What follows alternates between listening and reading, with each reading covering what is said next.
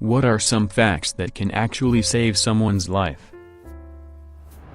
1. If you are staying in a hotel room, take a look at the escape route diagram on the back of the door before you go to bed, even if it is just to think I need to turn left, or either way leads to an escape. 2. When doing CPR, you need to push really hard, any CPR better than no CPR, even if done badly. 3. If you see someone hit their head and lose consciousness for any period, or shows any confusion repeating words and phrases is common, they need a hospital visit. We do not sleep off concussion now. 4. When on a plane, have your shoes on for takeoff and landing. Statistically they are the most dangerous times and you do not want to be trying to escape in bare feet. Think fire, or sliced aluminium. 5. Trust your instincts in an unusual situation. If something feels risky, unusual, or dangerous, well, it probably is. 4 billion years of evolution gave us our survival instincts, and since they are usually run away, they are unlikely to make the situation worse. If you have a grease fire on your stove, do not try to put it out with water or move the pan. It can spread the flames even more. If you can, turn off the heat source. You can put it out by smothering it with a lid, dumping salt or baking soda on it, or use a fire extinguisher if necessary. If one of your depressed friends suddenly starts acting really happy or peaceful, do not leave them alone. When suicidal people have a plan and are about to kill themselves, it can make them feel relieved, which can make it look like their depression is getting better, especially if they become overly generous, such as giving things away or wanting to treat friends to dinner drinks in an excessive way that is not usual for them. They are likely distributing what they have to those they love before leaving. In HS we watched a vid that was, to be honest, a little old but still good info about suicide. In it the teen who ended up committing gave away his prized possession, a kite, to his best friend. That has stuck with me all these years, to be on guard when friends give away their treasured belongings. If you are taken to the hospital and the doctors ask you if you have taken any drugs, don't just think about the illegal stuff, also tell them if you've had small things like Advil or Tylenol that could save your life. Also tell them if you have had illegal stuff. They are not gonna arrest you or judge you. They need to know so they do not give you something that will cause a bad reaction. If you have been stabbed, do not take out the knife. That very knife could mean the difference between life and death. The knife is blocking the blood from leaking out, preventing you from bleeding out, not only blocking the blood but also maintaining your blood pressure. Oftentimes people die from stab wounds not only because the loss of blood, but the loss of blood pressure prevents your body from sending blood to your organs, mainly your brain. If you ever find yourself in a car that has driven into a body of water where your vehicle will sink, roll the windows down immediately and get out ASAP. If you leave them up, the pressure of the water outside your car will make opening the doors very difficult and the battery may short out afterwards, so the option will go away. Then you'd need to break the windows or push out the windshield, neither of which are easy, especially on limited oxygen. If the windows are open, water can get in, but that equalizes the pressure so you can still open the door easily and get out in time. You can try to break the window with the headrest, your seatbelt buckle, or anything else you might have on hand, but it's probably a better first choice to just put the window down while the motor is still working. If your vomit looks like coffee grounds, you may have internal bleeding. Head straight to the hospital. When needing 911 but you can't speak due to danger or what have you, call and remain silent on the line. The operator, after first answering and repeating their answer a second time, will go silent. They are listening for verbal and background cues. If they hang up thinking it's a pocket dial, don't despair, call back. The system will log it as a call back. The operator, after listening, will then go into a non-verbal call. They will ask you to press a button if you have an emergency and cannot speak. Press the key they ask for. Go through the call answering using the non-verbal options. They are all trained to do this, and often police will arrive in silent dispatch to not endanger you further. They are coming. Stay on the call and keep pressing the keys as applicable. Crawl out of a burning building, breathing as close as possible to the floor as you move. Toxic smoke rises while air remains more breathable nearest the floor. Dwight frantically saying stay below the smoke line while crawling in the fire episode always resonated with me. If you have to eat crickets or similar insects, chew them. Do not eat them alive. They have spines on their legs which can cling to your throat and are very difficult to remove without a decent amount of force, that is, you can't shake your throat like you would your hand to remove them. If they block your windpipe, you'll asphyxiate. I used to work at a pet store. I have had to explain this to quite a few people who wanted to do fear factor parties or dares or pranks. There is something that is called gasping. It is the fake breathing that occurs when you are performing CPR on someone that has water in his lungs that is because of drowning. It looks like a fish that is trying to breathe when it is out of water. The person is not back alive then, and you should not stop the CPR. The symptoms of a heart attack are slightly different for men and women. This is one of the reasons women sometimes get diagnosed too late. Men: cold sweat, nausea, chest pressure, pain, shortness of breath, pain in arms, back, neck, jaws, stomach. Women: fainting, extreme fatigue, chest pressure, shortness of breath, upper back pressure, lightheadedness, dizziness, pain in arms, back, neck, jaws, stomach. If you are truly lost in the woods, get ready to spend the night. Find yourself a little sheltered place and improve it the best you can. If you have the means, get a friendly little fire going, protect yourself from the elements, and everything is going to look better in the morning. People who stay put get found. People who keep wandering into the night end up freezing to death at the bottom of a ravine with a broken ankle. If you are only a little bit lost, turn around and go back the way you came. This sounds super obvious, but getting lost in the woods is a process. You realize you are off the trail, but you know the car is right over that hill. But when you get to the hilltop, the other side does not look familiar, so you start following the creek down to the river you know parked upstream by the river. But you are actually headed up a different fork of the river, and there is nothing up that canyon but a lot of slippery rocks to die on.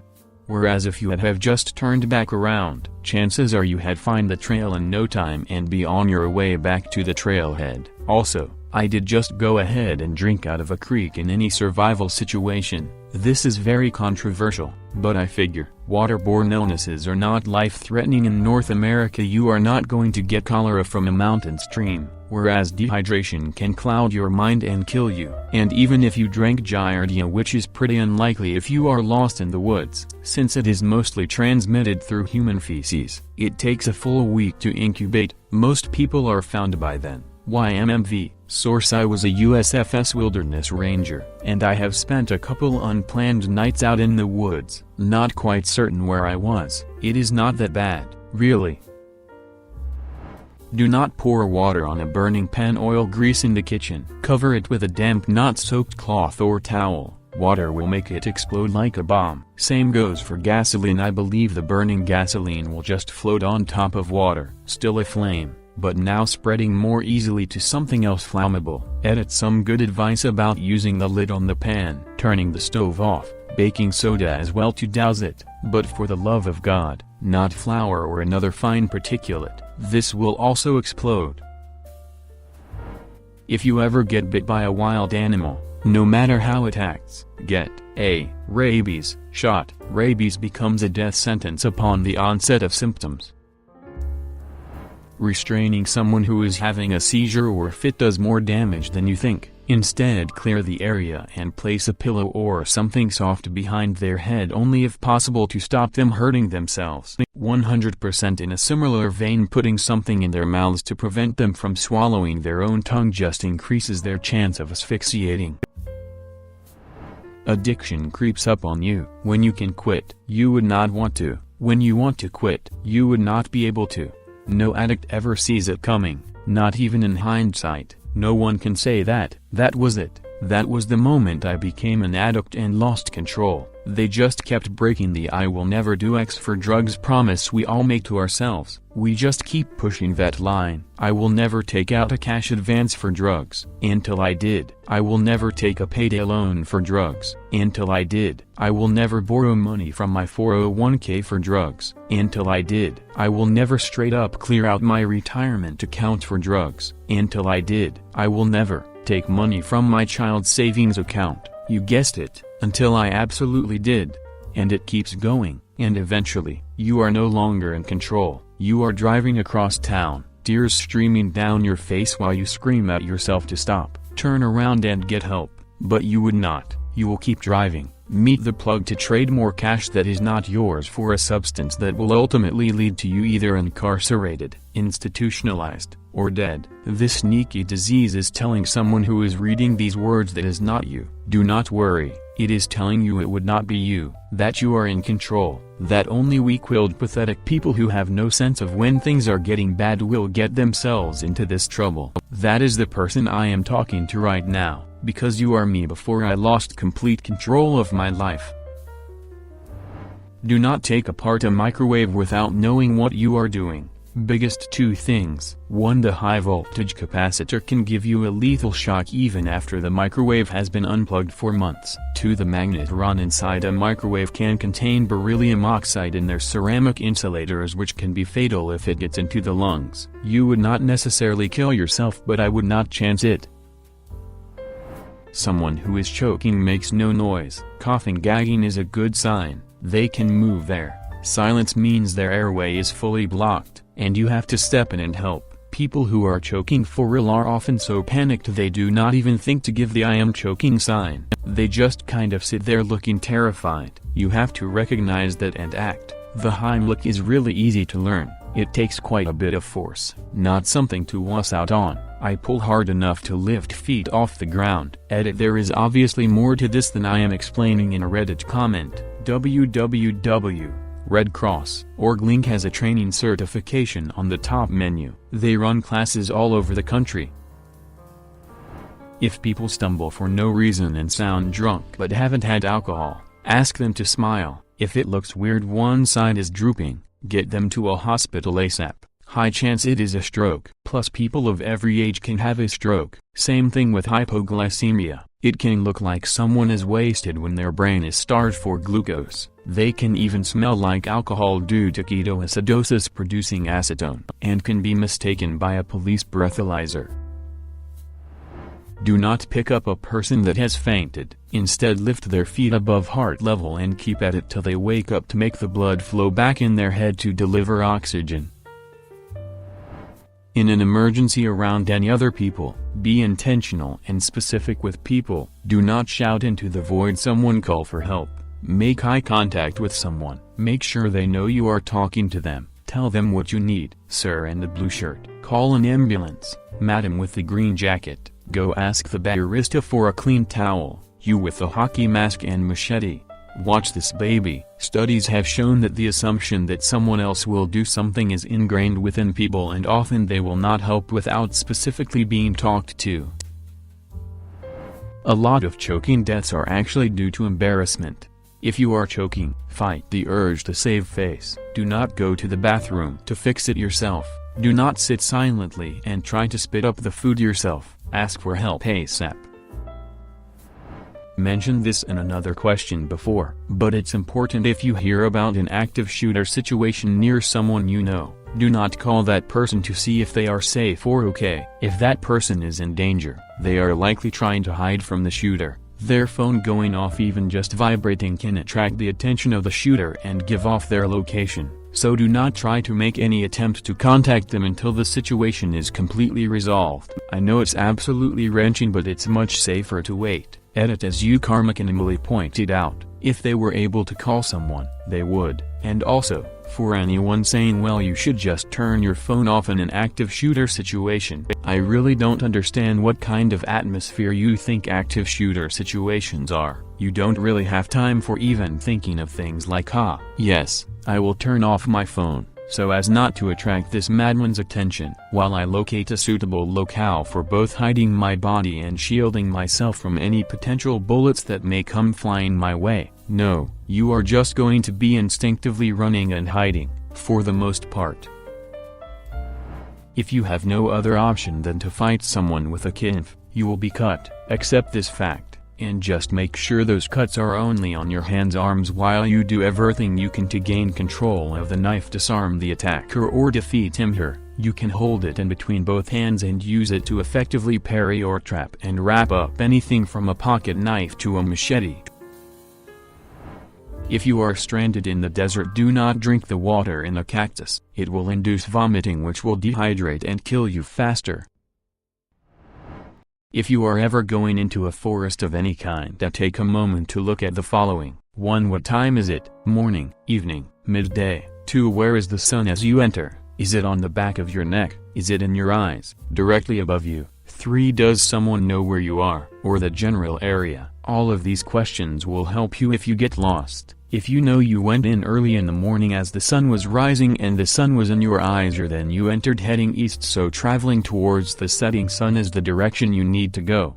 If you are well equipped, meaning no compass, the sun's directly above you and nobody knows where you are, it is not smart to enter the forest. A lot of people do not realize that something as simple as stepping on a root and rolling your ankle could mean life or death when you are alone. To add on to the rolled ankle thing, it is as simple as this. You go on a 5-hour hike alone, 2, 5 hours there, 2, 5 back. You see a nice view, get a little excited, do a light shuffle and your ankle rolls. Now the 2, 5-hour walk will take much longer. Hopefully it's early, because if it is late you will have a better chance of making camp than blindly stumping around injured. If you do not push through the pain to get firewood and make shelter, being exposed to the elements can kill you. If you come across a predator, the chance of survival greatly drops in comparison to not being injured. If you learn anything from this, please remember, if you are in the forest and things are not going your way, it is now a survival situation, not a hike. If your car breaks down on the highway in winter, it is a survival situation, not a pit stop. I worded it in a way that would have gotten myself lost. Goes to show how important it is to think things through. Touching an electrified object. If you touch an object with the internal side of your palm, the electricity will make the fist squeeze and you won't be able to jump away. In this situation, it is better to touch something with the back of the palm. This way, it will be easier to pull the hand away. Cold-related tips. If you are ever stuck in the cold, please do not drink alcohol. It is a very common misconception that doing so will keep you warm, because it does make you feel warm. However, it will only make you get colder faster. When alcohol is consumed, it dilates the blood vessels near your skin, bringing more heat to the outside of your body, and this is why people get red and feel warm when they drink alcohol. This, however, will make you lose heat very quickly. Do not do it. Use layers, not a single thick layer. Hot air only stays permanently when trapped by multiple layers. If start to feel hot, do not take your clothes off. This sometimes happens with deep onset hypothermia. Do not go to sleep, and do not take your clothes off, assuming if you have multiple layers on. Only if your outer layer gets wet, take it off, put it on the inside layer. You need it to dry as fast as possible. To that extent, bring multiple pairs of extra socks, not just the ones you are wearing. If your hands get really cold, avoid rubbing. Instead, tuck them into your armpits. Frostbite does not happen instantaneously. You will get frost nip first. Frost nip is when the tissue starts to get hard, shiny, and red-blue, and it feels like it burns. At the start of these symptoms, heat the frozen extremity as fast as possible.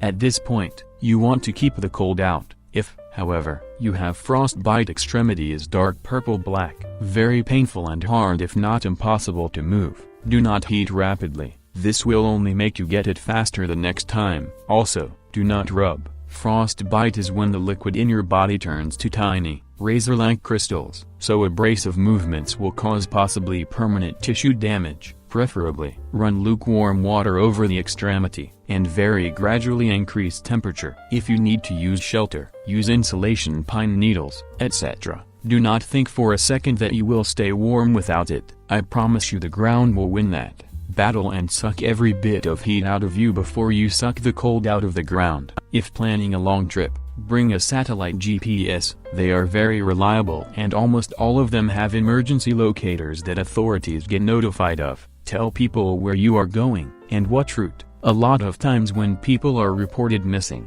they are not actually lost and just have not arrived. Telling authorities what route they took gives them a path for the hasty search team to look on. Good luck, and hopefully these tips help you survive getting lost in the cold or even avoid that entirely. Consider subscribing if you enjoyed this video and if you want to see more of Reddit Universe.